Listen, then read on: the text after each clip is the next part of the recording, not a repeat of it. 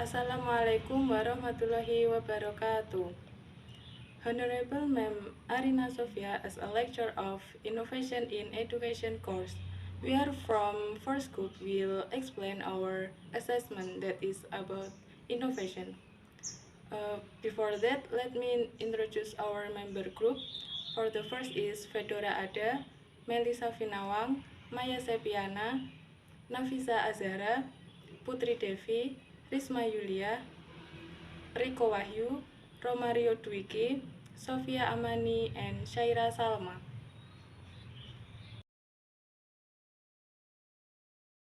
Assalamualaikum warahmatullahi wabarakatuh. My name is Fedora Siawan. Identifying the problem of students who are not active in learning involves observation, interviews, and data analysis to understand the causes of student inactivity, such as difficulty understanding the material, low motivation, or environmental factors.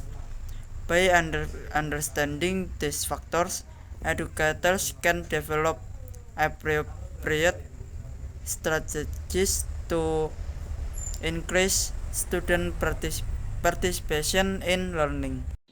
The target group for this initiative include students, teachers, parents, education staff, and school administration.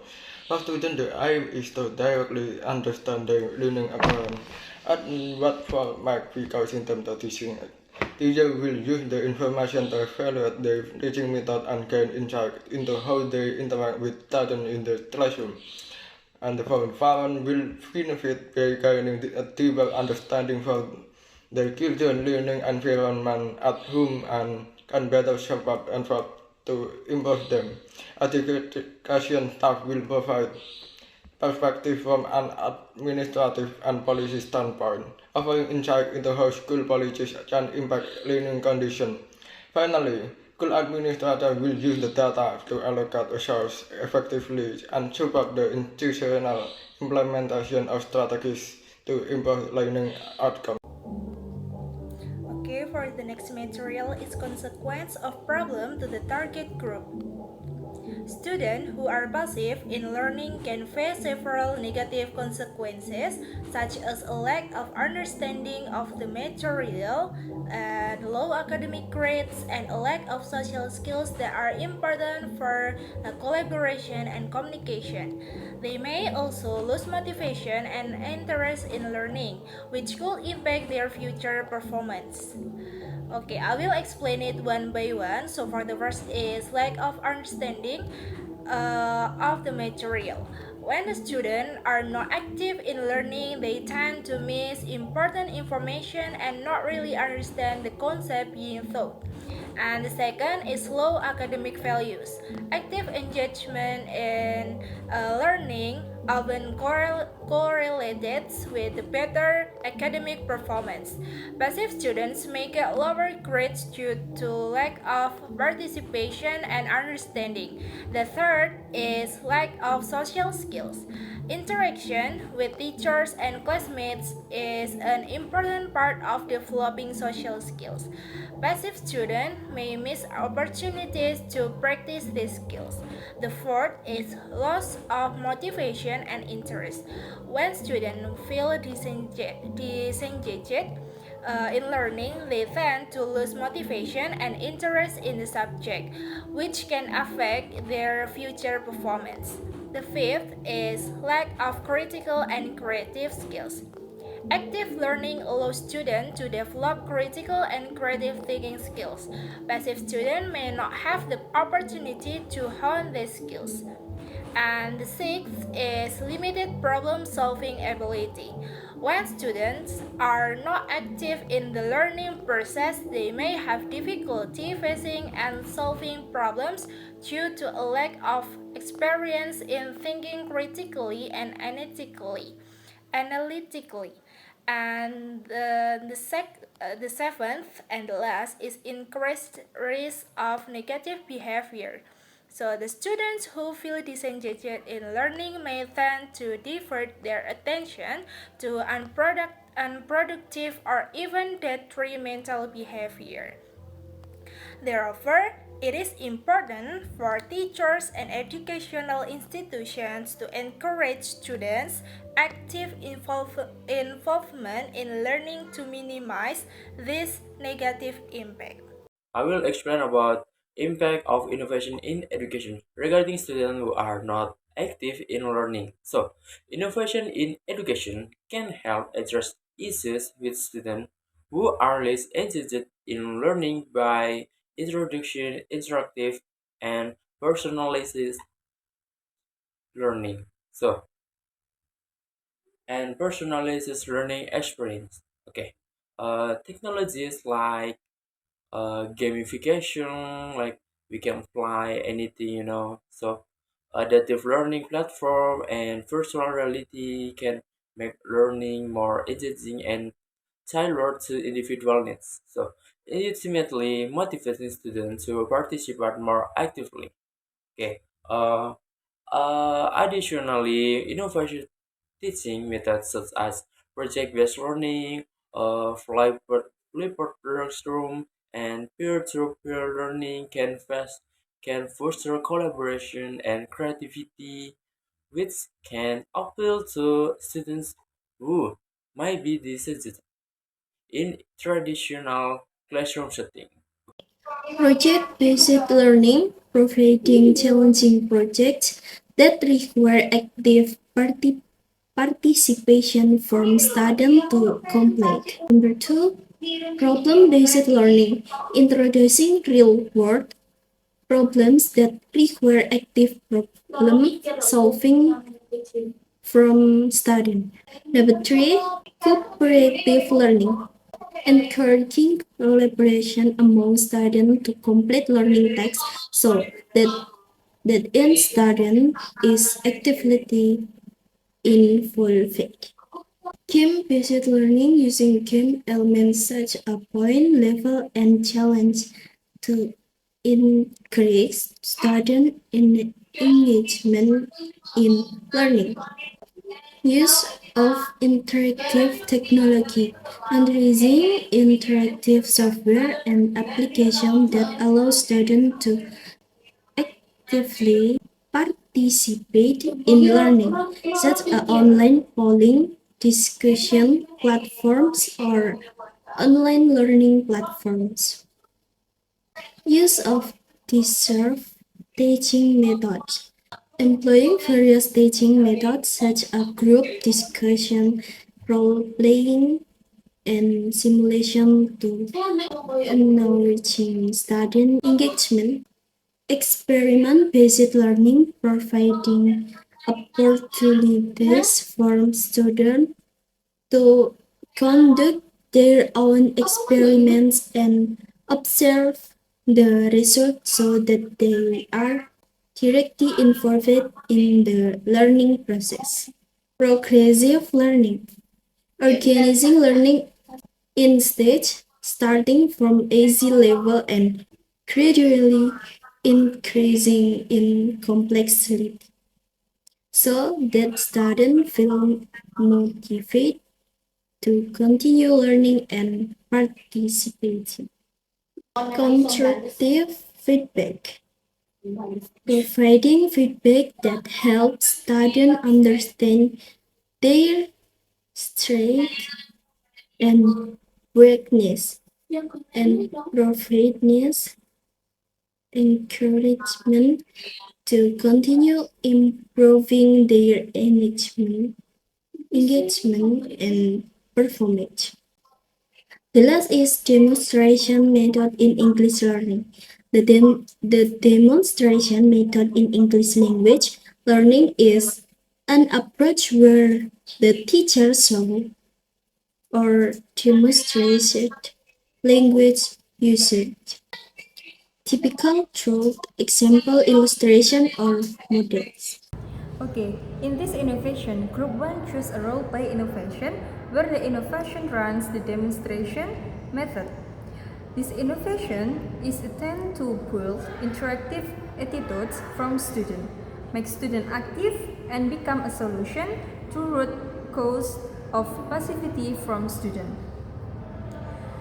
This innovation is realized with interactive teaching and learning activities in the form of conversation, where the teacher exemplifies and instructs the conversation by asking students to repeat the conversation activity, and the practice together in front of the class in the peers of the interactive attitude in learning runs through play, and students are asked to explain the conclusion of the conversation.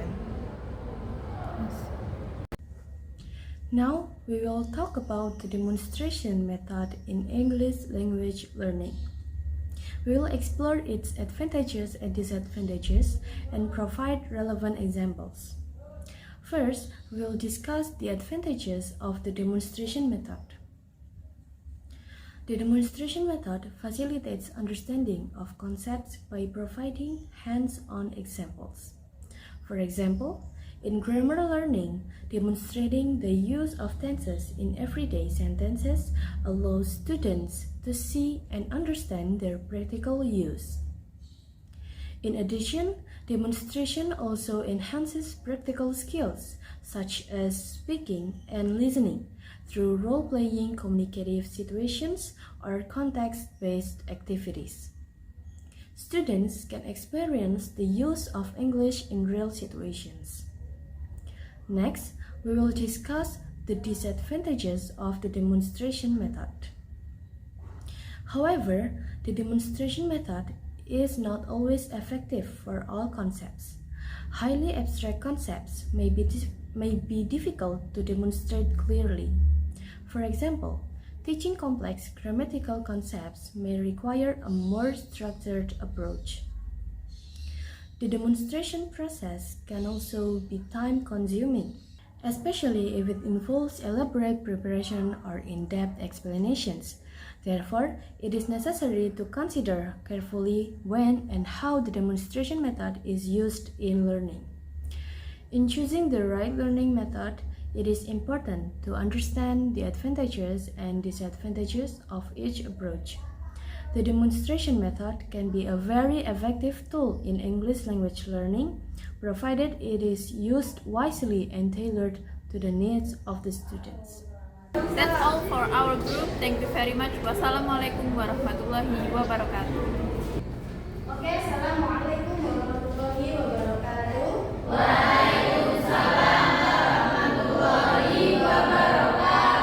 Good morning, everybody. Good morning. How are you this morning?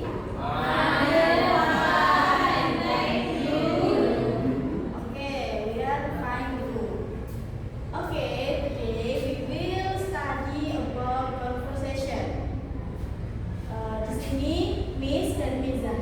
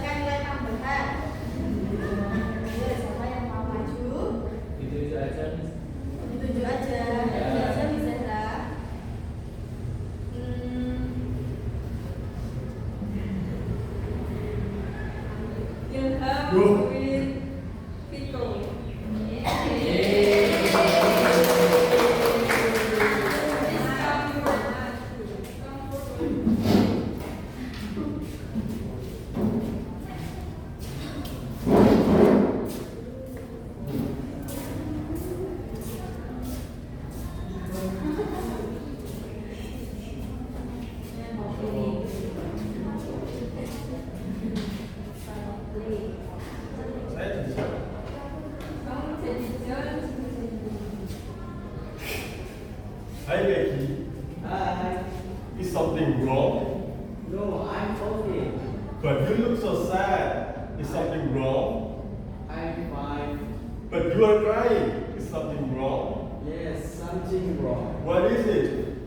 I failed my test. I lost my purse and now my cell phone doesn't work. Wow, a lot of things are wrong.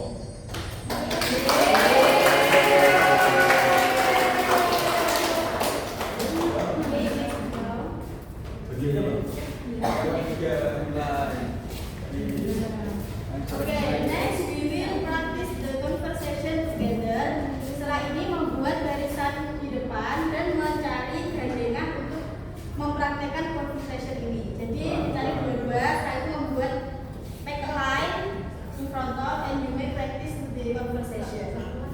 Yeah.